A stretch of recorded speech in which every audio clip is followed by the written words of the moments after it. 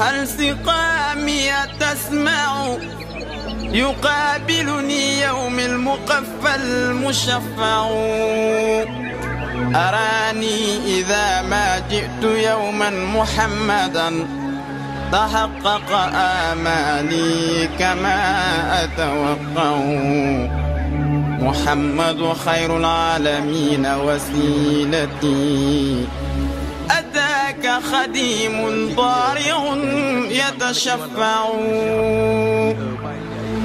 لا إله إلا الله لا إله إلا الله لا إله إلا الله محمد رسول الله لا إله إلا الله محمد رسول الله لا إله إلا الله محمد رسول الله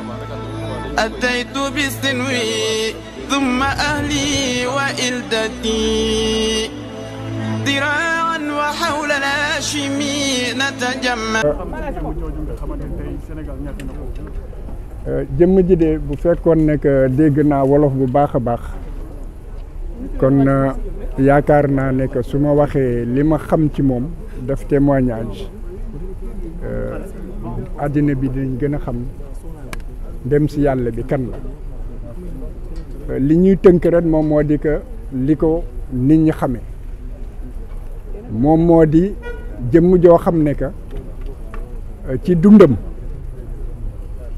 xeex pour sàmm yelleef ak àq doomu aadama ci lañ ko xamee ba mu nekkee xale la ko tàmbali gis nañu bu ñu fàttalikoo journal Sopi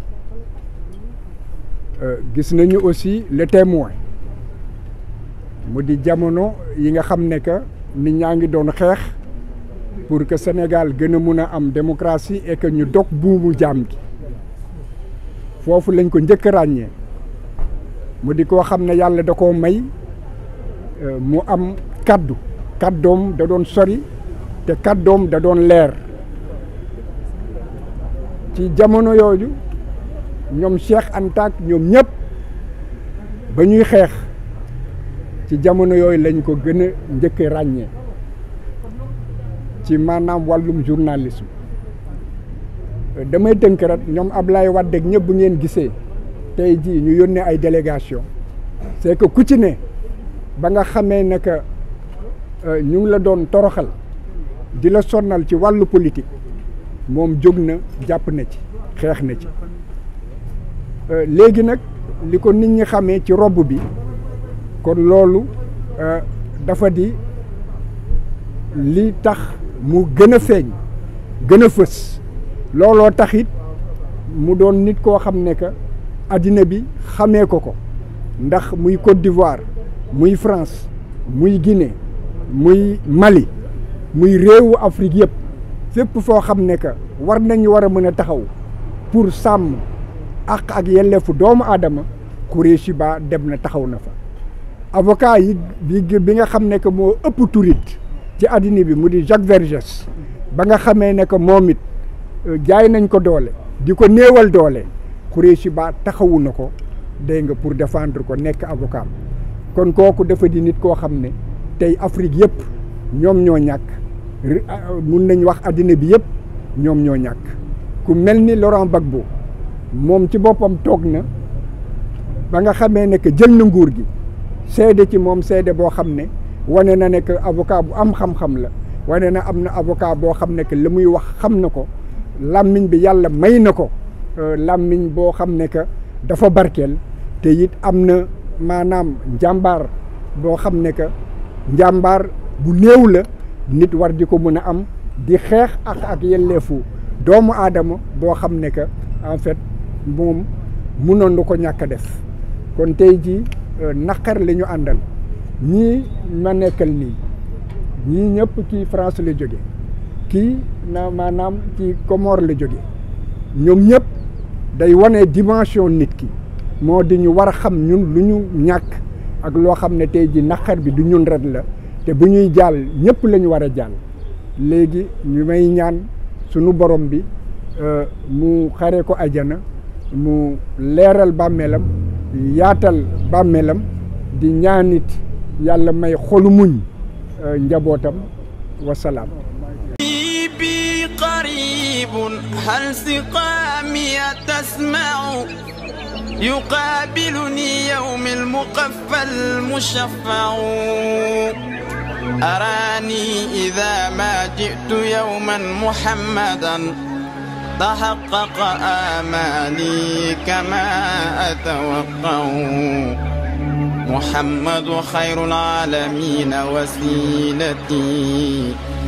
أتاك خديم ضارع يتشفع لا إله إلا الله لا إله إلا الله لا إله إلا الله محمد رسول الله لا إله إلا الله محمد رسول الله لا إله إلا الله محمد رسول الله أتيت بسنوي ثم أهلي وإلدتي ذراعا وحول الهاشمي نتجمع وخلفي جموع ينتمون لحزبكم يعمهم التشفيع أجمع أكتع أيا نفس أدركت الأماني فهذه مرابع خير الناس والنور يسطع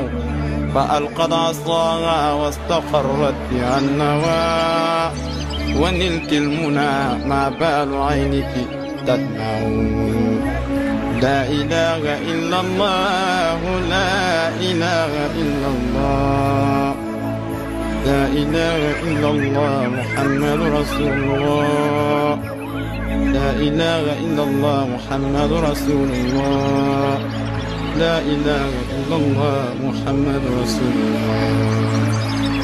وما بال هذا الشوق والشمل جامع وذا الحبل موصول فما الوصل يمنع فلو صوروني في الحقيقة لم يروا سوى شخص محبوب به نتمتع فباعث إبراهيم للشوق واحد فلست C'est pourquoi je suis là aujourd'hui pour lui rendre hommage. Yal na ko yàlla yërëm. Yal na ko xaaree aljanna. Mais wax nañu ko ku dëggu la ku farlu la ci liggéeyam ku am sentiment bu rëy pour son pays pour le Sénégal.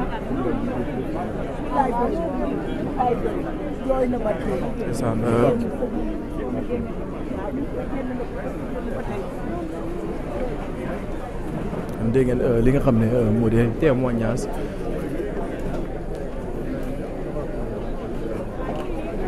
voilà vraiment